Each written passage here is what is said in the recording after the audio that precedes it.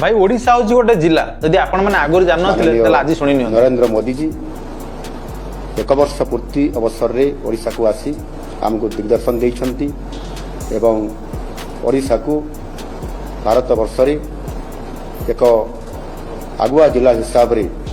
आगु को नेबा पाई हमको आशीर्वाद भी करिसंती। आम माननीय मुख्यमंत्री कहले ओडिशा हूँ गोटे जिला भाई एबे तो कहले राज्य रू जिला आउ किछ दिन पर जिल्ला रू गाँ ओडिशा गोटे गाँ ओडिशा एबे तळु तळु जाउची राज्य रू जिला हला जिल्ला रू गाँ हम गाँ रू साई हम पूरा तळु तळु मत लागुनी ओडिशा ऊपर उठियो ओडिशार पतन एउटू आरंभ होइगला। भाई नवीन पटनायक सीएम थिले लोक सिना परिवर्तन चाहिए बीजेपी सरकार आनिले किंतु मते तो लागुनी नवीन पटनायक भलिया सीएम ओडिशा के अछंती कि हेई पारियो लोकन मन रे आज भी नवीन पटनायक अछंती